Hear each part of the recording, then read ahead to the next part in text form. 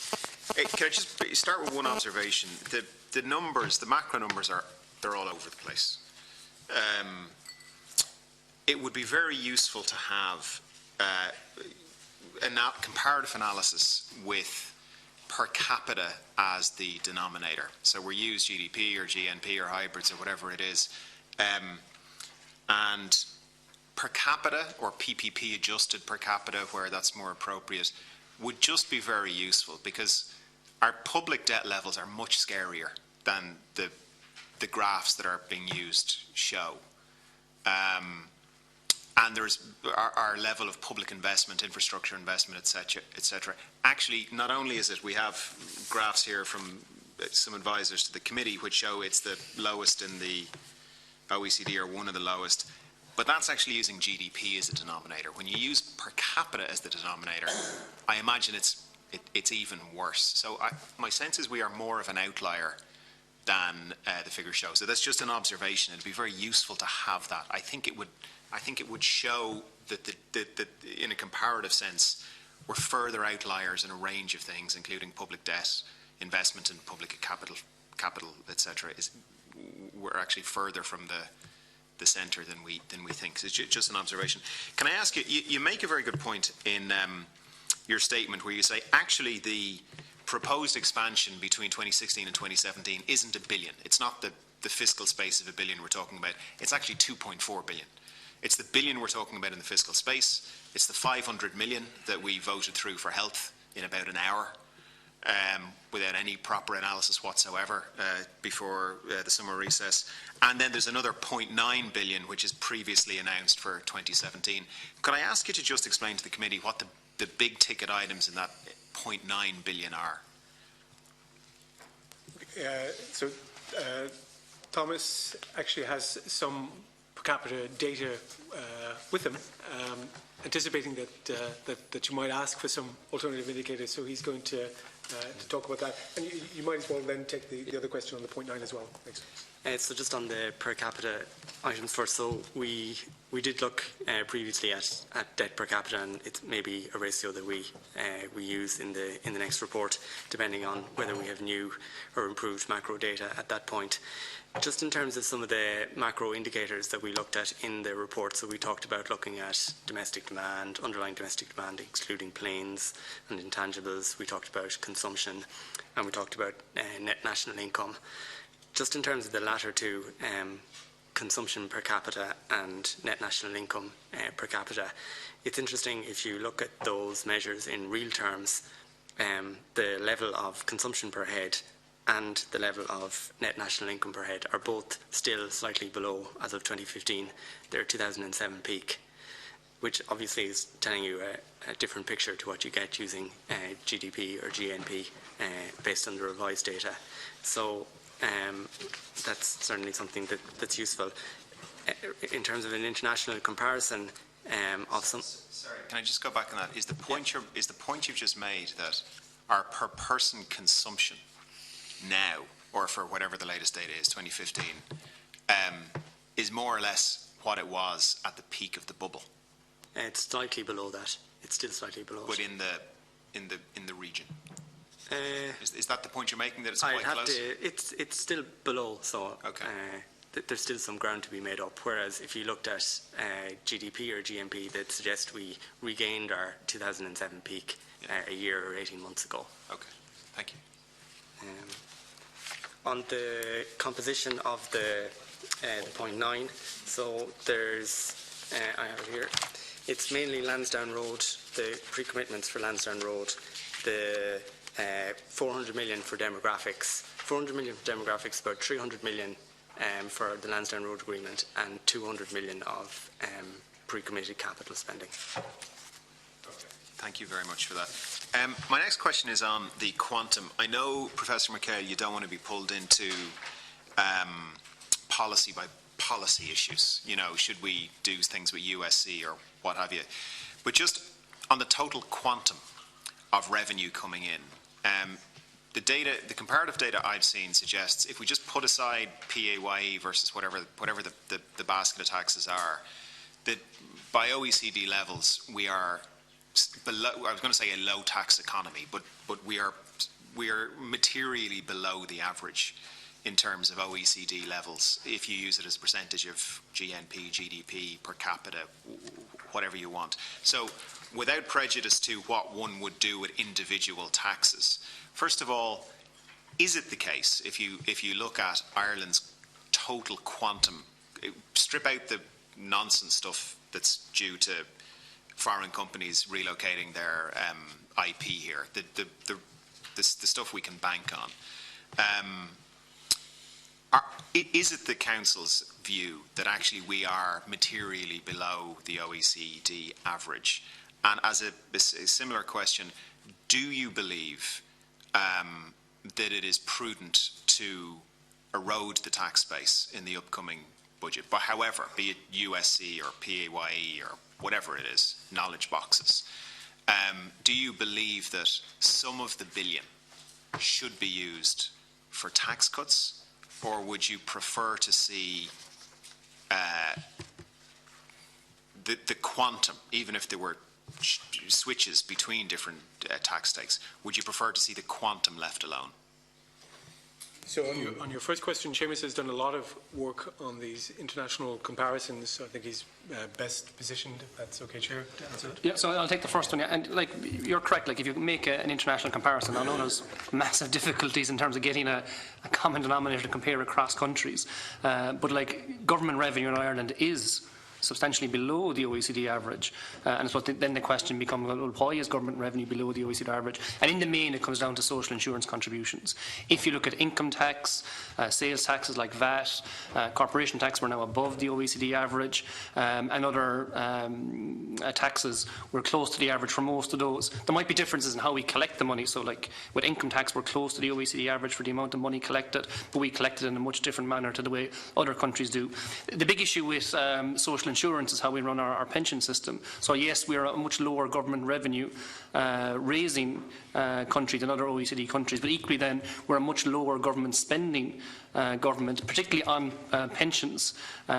We tend to have a flat rate of pension system, where you make your contributions and your benefits are flat rated based on the number and length of contributions, where in most other countries they would have contribution based systems where if you put in more money you get more money back. Now our system is much more redistributive, so we have those on higher earnings making much greater contributions, and those on lower incomes making a smaller contribution, but everybody gets the same pension. So I think one of the key drivers of the difference, which is quite substantial, is down to social insurance and how we run our pension system now. It's an ongoing debate in Ireland about how we should change it, and if it was to change, you may end up with people actually giving more money to the government, but equally then they just get it back.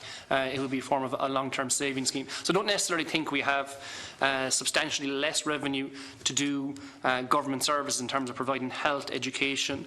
So if you strip out, sorry, through the chair, if you strip out the pension contributions and benefits that one gets, the rest, if you compare that to other OECD countries, you're saying we're pretty much close to the average. There wouldn't be almost all the difference would be white, because such is the scale of the difference. Yeah. Like if you take France, on an annual basis, they spend 14% of their GDP on public pensions. Yeah. So that's a huge sum of money washing through their government system. Whereas in Ireland, even if you take the pre-revision figures, we're at 4%.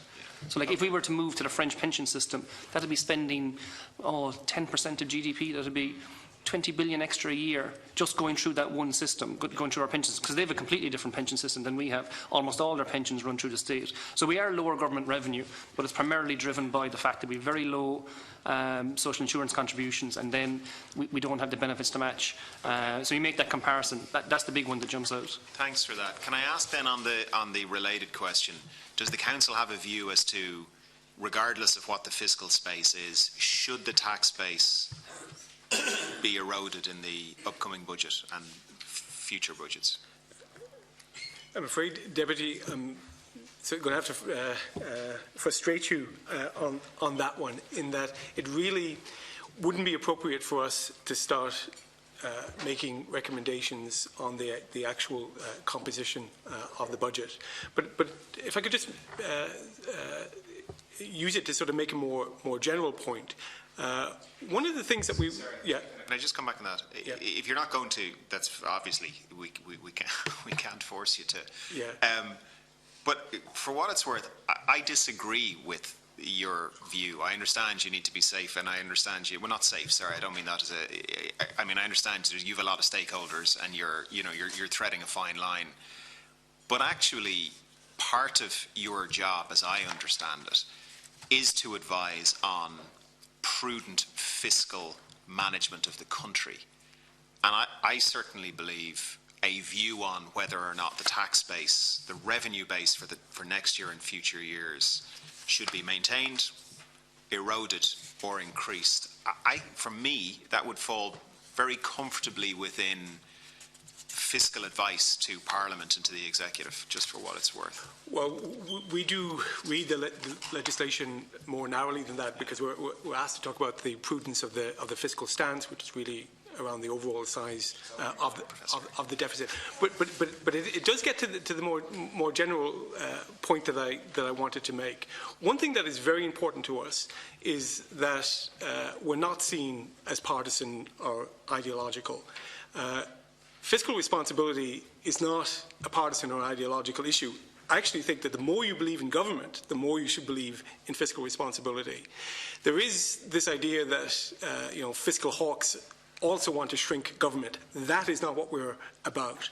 If we start getting into a situation where we're recommending tax cuts over spending changes, we immediately are into that political space, whichever way we go. And I think it would undermine our ability to do what I think where we can really add the most value is really be a voice for fiscal responsibility, which hopefully is something that all parties can share. So I think there is a big advantage, really, given the particular mandate that we have, that we do refrain from getting into a space that really goes beyond the remit, really, that we've been given in the role that I think people want us to play. To be continued. Two more, just two quick final technical questions. One is, my understanding is the fiscal space available is narrowed because the convergence margin is being applied, and that's being applied because the Commission believes that the economy is overheating. My understanding is that the Council believes that it's neither overheating nor, actually we're more or less there. Would it be your view, therefore, that the convergent margin should not be applied, which would increase the fiscal space a certain amount? Well, the convergence margin is applied when you haven't reached your medium-term objective. So the convergence margin is actually something that applies to the expenditure benchmark. It reduces the allowable rate of expenditure growth, but also for the structural balance, you must be reducing that structural balance by 0.6% of GDP until you hit the medium-term objective, and then that adjustment path condition and the convergence margin no longer apply. It is true that if the Commission didn't see us as currently running a positive output gap, we would be closer to that medium-term objective, but we still wouldn't be at it. Thomas would have a better sense of the numbers, so we would still be adjusting, but we would just get there somewhat sooner. Now, as you point out, the Commission's methodology indicates that there's a positive output gap. We, looking at the economy and looking at various measures of overheating, alternative measures of the output gap, we don't see signs of the economy overheating at present, but we're probably getting close to potential or close to a zero output gap. But the main answer to your question is that we would still be on the adjustment path, even if you made those adjustments for the output gap. Okay, thanks for that. Final question then. On page 4 of your pre-budget submission, you have what is it? It's capital stock, and it shows this huge spike for 2015.